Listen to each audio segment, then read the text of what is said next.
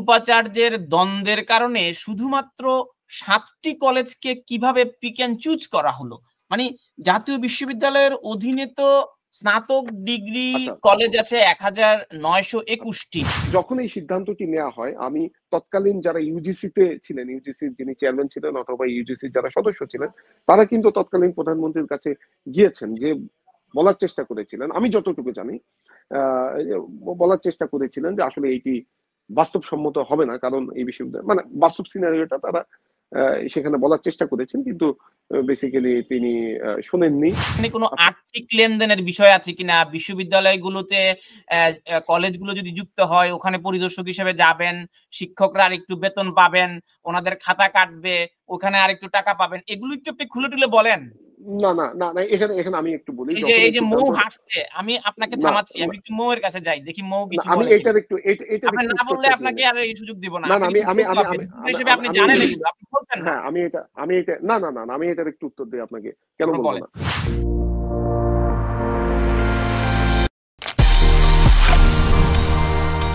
IPCO, one of the most famous house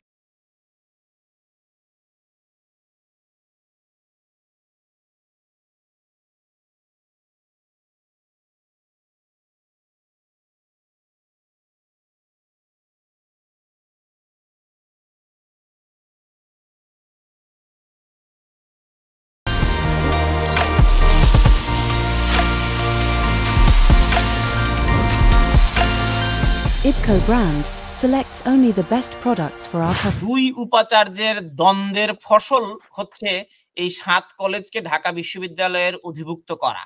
আপনি তো এটাই বলতে চেয়েছেন। আবার হ্যাঁ, এটা একটা খুব শক্ত অভিযোগ আছে। এই দুই উপাচার্যের দ্বন্দ্বের কারণে শুধুমাত্র 7টি কলেজকে কিভাবে পিক অ্যান্ড চুজ করা হলো?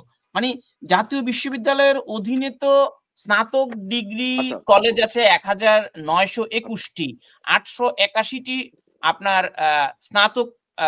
স্নাতকোত্তর আছে 317টি, মানে ডিগ্রি কলেজ প্রায় 2000 আর স্নাতক পড়াচ্ছে 881টি, স্নাতকোত্তর 317টি।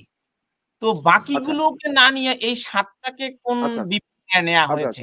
আর দুই এই উপাচার্যের দ্বন্দ্বটা আসলে কি? ব্যক্তিগত দ্বন্দ্ব কেন? শিক্ষা ব্যবস্থা? আচ্ছা, প্রথমে আমি পরিষ্কার করি, যখন তৎকালীন প্রধানমন্ত্রী এরকম একটি ঘোষণা দেন জাতীয় বিশ্ববিদ্যালয়ে, যে কলেজগুলো রয়েছে সেগুলোকে বিশ্ববিদ্যালয়ের ওই স্ব জেলার বড় বিশ্ববিদ্যালয়গুলোর অধিভুক্ত করতে হবে। যেহেতু ঢাকাতে 7টি বড় কলেজ আছে, তো প্রাইমারি বেজে তারা এই 7টি কলেজকে নিয়ে এসেছে। সে বলেছিল 2013 সালে, আর এটি কার্যকরী হয়েছে 17 সালে ফেব্রুয়ারি মাসে।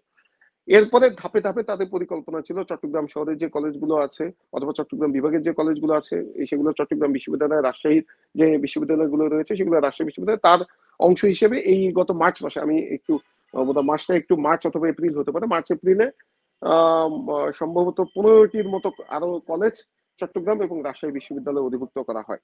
আর যেটি বললেন, যখন এই সিদ্ধান্তটি নেওয়া হয়, আমি তৎকালীন যারা ইউজিসিতে ছিলেন, ইউজিসির যিনি চেয়ারম্যান ছিলেন অথবা ইউজিসির যারা সদস্য ছিলেন, তারা কিন্তু তৎকালীন প্রধানমন্ত্রীর কাছে গিয়েছেন, যে বলার চেষ্টা করেছিলেন, আমি যতটুকু জানি বলার চেষ্টা করেছিলেন যে আসলে এইটি বাস্তবসম্মত হবে না, কারণ এই বিশ্ববিদ্যালয় মানে বাস্তব সিনারিওটা তারা সেখানে বলার চেষ্টা করেছেন, কিন্তু বেসিক্যালি তিনি শুনেননি, অথবা তিনি আরিফিন সিদ্দিক স্যারের কাছ থেকে কিছুটা প্রভাবিত ছিলেন। আর তাদের ভেতরে যে দ্বন্দ্ব, এটি আসলে তাদের ব্যক্তিগত পর্যায়ের দ্বন্দ্ব ছিল। আরেকটি হচ্ছে উপাচার্য হওয়ার দৌড়ে আপনি যখন 2009 যখন আওয়ামী লীগ সরকার ক্ষমতায় আসে, তখন প্রায় 6-7 জন উপাচার্য হওয়ার দৌড়ে ছিল। তার ভেতরে আরিফিন সিদ্দিক স্যার উপাচার্য হলো, পরে 2 টার্ম সে করলো, আবার ওখানে একজনের ছেলে শিক্ষক হিসেবে নেওয়া হয়নি। এই ধরনের নানা ধরনের অভিযোগ আছে। এই পুরোনো বিষয়গুলোতে আসলে আমি যাচ্ছি না। নানা ধরনের অভিযোগ কে কেন্দ্র করে তখন আমি বিশ্ববিদ্যালয়ের রিপোর্টার ছিলাম, যেহেতু আমি ঢাকা বিশ্ববিদ্যালয়ে সাংবাদিকতা করেছি, মানে এই বিষয়গুলো আমরা জানতাম এবং আমরা সংবাদও করেছি তখন তাদের এই দ্বন্দ্ব নিয়ে। যাই হোক, এটা কিন্তু শক্ত অভিযোগ আছে যে তাদের দ্বন্দ্বের ফলে যখন দেখলো যে আসলে জাতীয় বিশ্ববিদ্যালয়ের 7টি বড় কলেজ। পুরো বিষয়টা খুলে বলবেন না?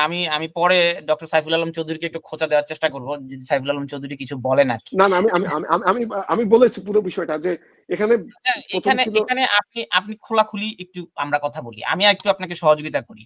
এখানে কোনো আর্থিক লেনদেনের বিষয় আছে কিনা, বিশ্ববিদ্যালয়গুলোতে কলেজগুলো যদি যুক্ত হয় ওখানে পরিদর্শক হিসেবে যাবেন, শিক্ষকরা আর একটু বেতন পাবেন, ওনাদের খাতা কাটবে, ওখানে আর একটু টাকা পাবেন, এগুলো একটু আপনি খুলে টুলে বলেন। না না না না, এখানে এখানে আমি একটু বলি, এই যখন এই যে মৌ সিদ্ধান্ত, হাসছে, আমি আপনাকে না থামাচ্ছি, আমি একটু মৌয়ের কাছে যাই, দেখি মৌ না, কিছু আমি বলে কিনা। এটার একটু এটার আপনি একটু না বললে উত্তরটা দিয়ে আপনাকে নেই। আর এই সুযোগ দিব না, না না, আপনাকে আমি একটু আমি বলতে আমি হবে, আমি রিপোর্টার হিসেবে আপনি আমি জানেন এগুলো, আপনি বলছেন না। হ্যাঁ, আমি এটা না না না না, আমি এটার একটু উত্তর দিই আপনাকে, কেন তারপর বলবো বলেন। না। আমি আপনাকে বলি, যখন ঢাকা বিশ্ববিদ্যালয়ে অধিভুক্ত করার সিদ্ধান্ত নেওয়া হলো, আমি অন্তত 50 জন শিক্ষকের সাথে কথা বলেছি, তারা কেউই আসলে এটার পক্ষে ছিল না। আমি একদম দায়িত্ব নিয়ে বলতেছি, মানে যে আর্থিক বিষয়গুলো আসলো, এবং ঢাকা বিশ্ববিদ্যালয়ের শিক্ষকরা, আমি জানি না, খুব কম সংখ্যক শিক্ষক হতে পারে যে এই 7 কলেজে খাতা কাটা অথবা এই কাজগুলো খুব এনজয় সহকারে করতো, বেশিরভাগই এটাতে বার্ডেন মনে করতো।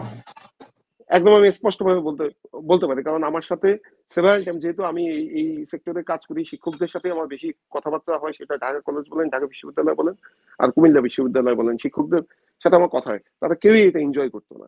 এবং তারা এইটাকে মানে মানে এটাকে এক অর্থে তারা মানে কিছুটা বার্ডেনই মনে করতো। অনেকে অনেকে হয়তো বা এনজয় করতো, অনেকে, সেটার সংখ্যা খুব কম। আর যেটা বললেন যে এই যে ওই দুজনের ভিতরে আর্থিক কোনো বিষয় ছিল না, আমার কাছে মনে হয় এখানে আর্থিক বিষয় থেকে ছিল মনস্তাত্ত্বিক বিষয়। যেহেতু জাতীয় বিশ্ববিদ্যালয়ের সবচেয়ে ভালো কলেজ ছিল এই 7টি কলেজ, মানে সবচেয়ে মানে বেশি স্টুডেন্ট, বেশি ভালো কলেজ, এবং এই 7টি কলেজ যদি নিয়ে আসা যায়, তাহলে এই জাতীয় বিশ্ববিদ্যালয়টা দুর্বল হয়ে যাবে। ওইটা একটা সাইকোলজিক্যাল বিষয় তাদের ভেতরে কাজ করছে।